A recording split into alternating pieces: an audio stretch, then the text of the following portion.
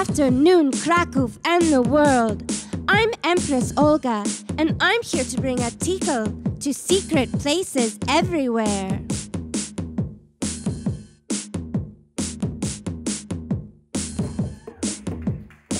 Empress Olga is a virgin microbe that penetrates all places that reason has not been able to fill. Especially secret places.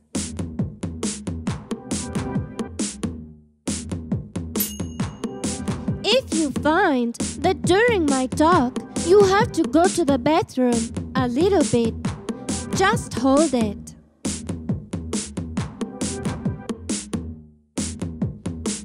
If it's an emergency, you can go in your pants, but not the pants of your neighbors, unless you're both into that kind of thing, in which case, you should call me.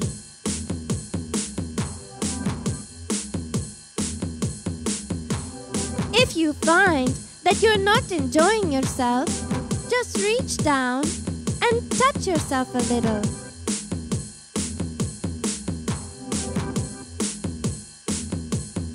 If you should notice that the person sitting next to you is not engaged, try touching them as well. That fun is contagious. We should all try it.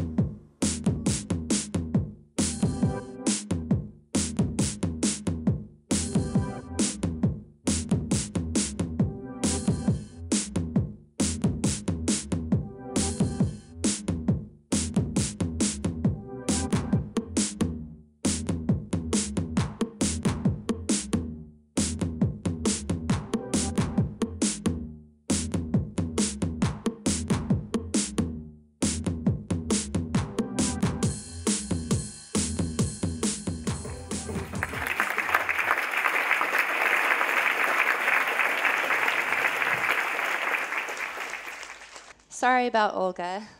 She's very naughty. So I'm actually Kristin, and I'm a performance artist based in New York City. I'm very happy to be here today. Thanks for having me. So if you met me as a fitness teacher or a children's dance teacher, you would probably never know that Olga exists, which is exactly the way we like it. Olga came into being about 6 years ago when I'd finished college and was trying to figure out how I was going to make a living in one of the world's most expensive cities. I'd studied to be an actor, but quickly discovered that acting in conventional stage plays wasn't really at all what I wanted to do, as you can imagine. So I made use of my gymnastics and dance training and started teaching yoga for money.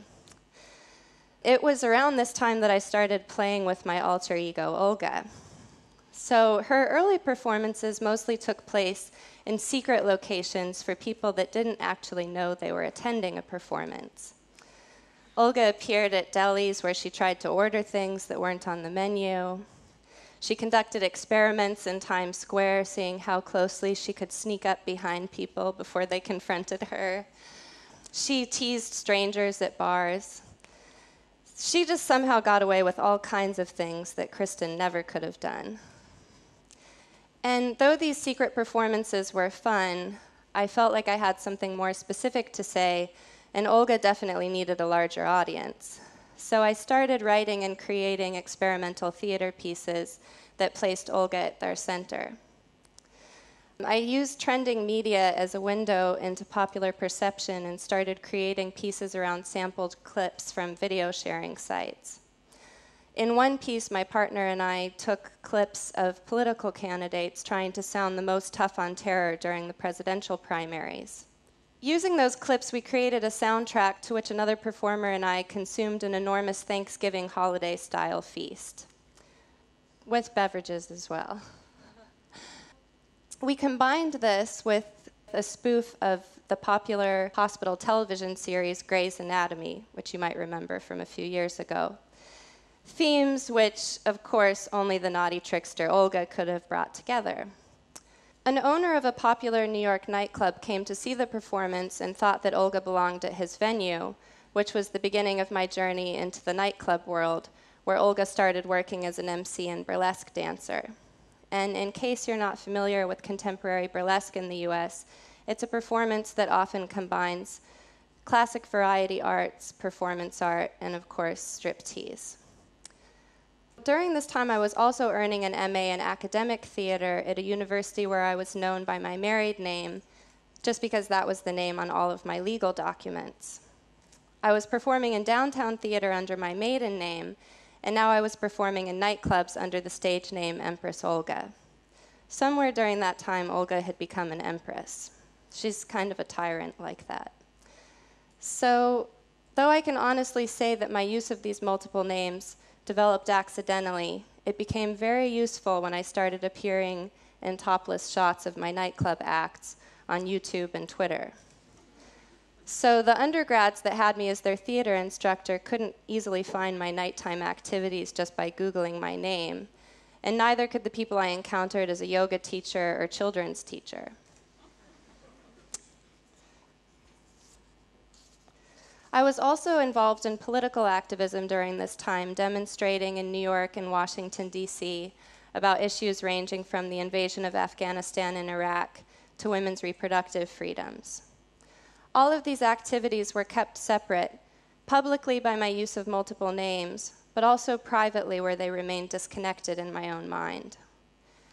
Then when the burgeoning Occupy movement took over Zuccotti Park last September, my identity started to get blurred. I began my support of the movement through cooking, bringing pans of homemade lasagna and bread and anything I could carry from my Brooklyn apartment to feed the campers.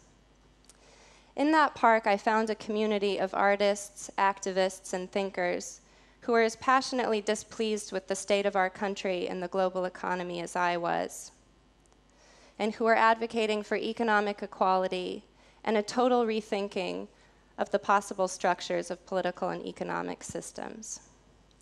In my other life, as a yoga teacher, I was actually working at one of New York's most exclusive and expensive fitness clubs, and had also begun instructing private clients in their apartment.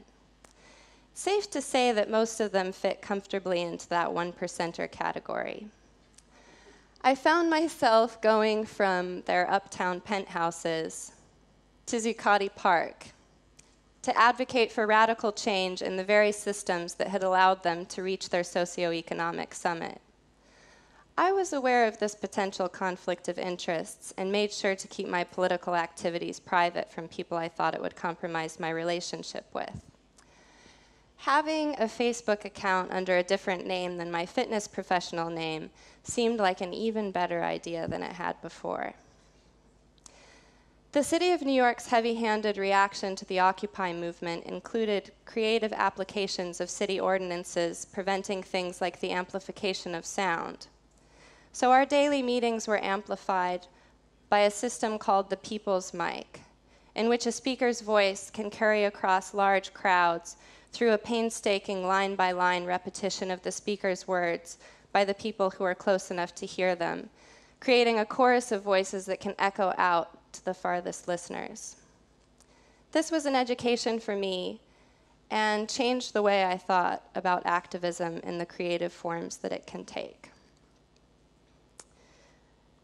As I got carried away, I found myself sending out emails to fitness club lists saying things like, "Is anyone available to teach for me tonight if I'm in jail?" Clearly, the secrecy walls were starting to crumble, as was my personal bank account from all of that time occupying.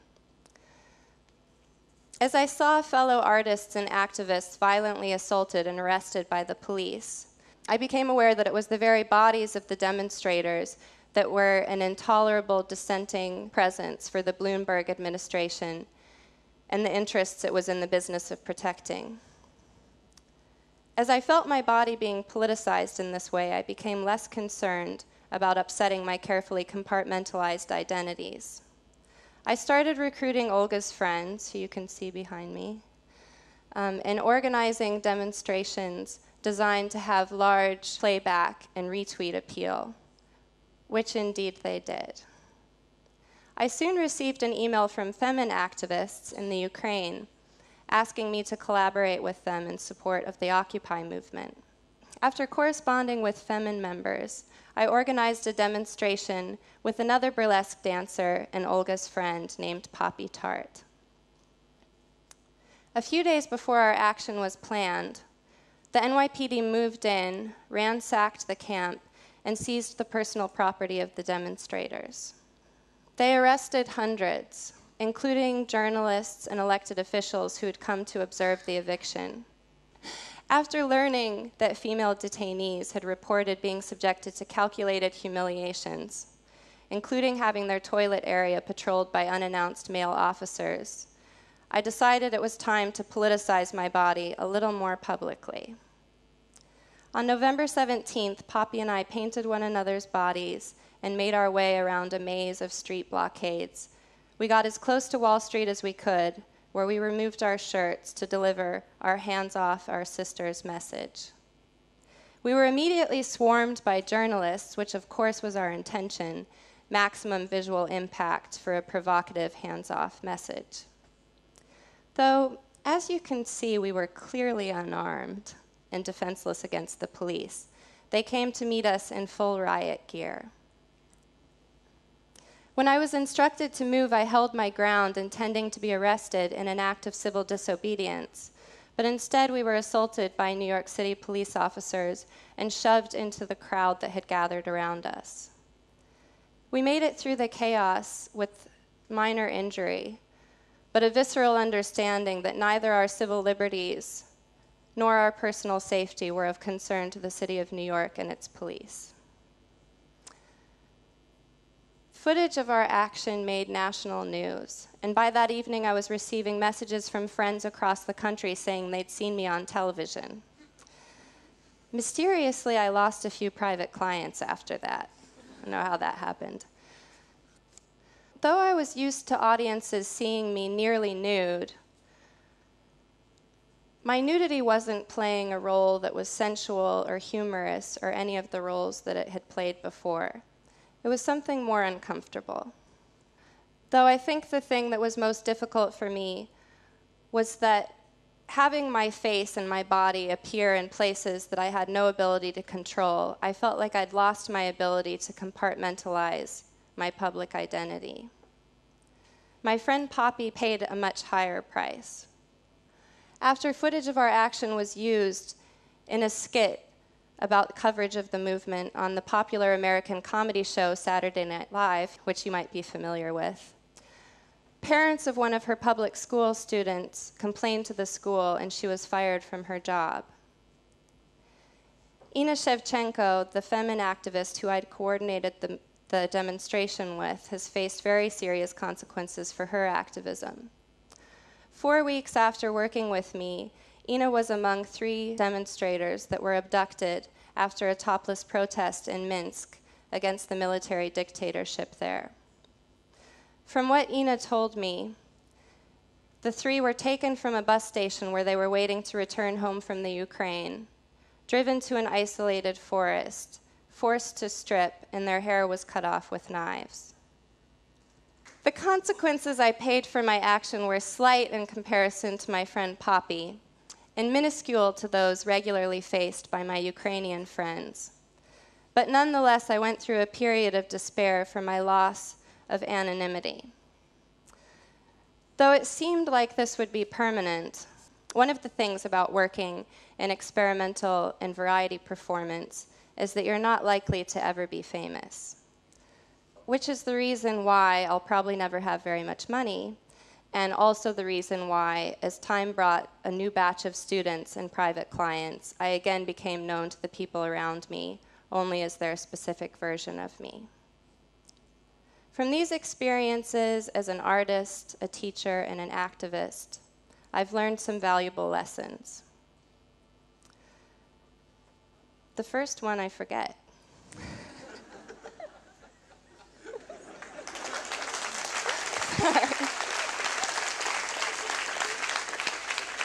Okay.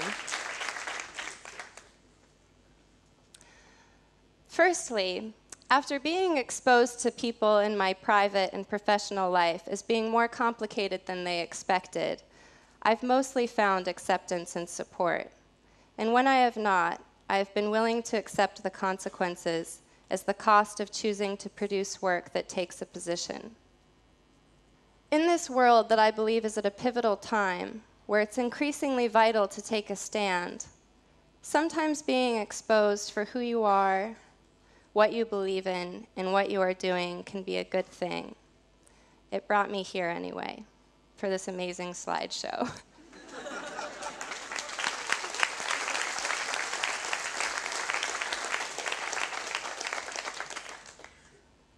I've often wondered if my compartmentalized identities constituted living a life of lies or disingenuousness, but I've come to appreciate that a little anonymity is a wonderful, wonderful thing.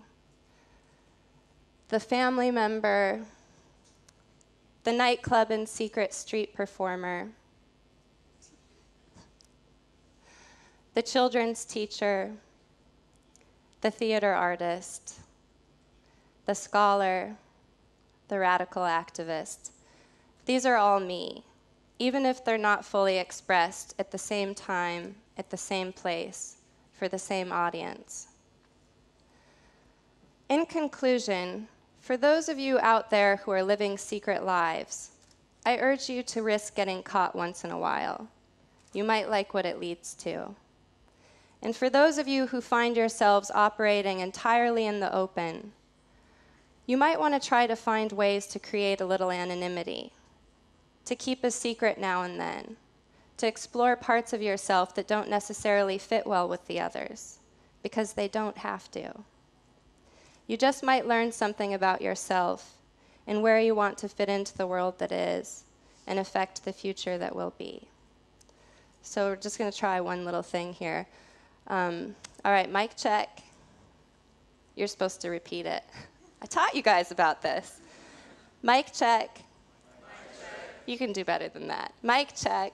Mic check. Occupy yourselves. Occupy yourselves. All right, thank you.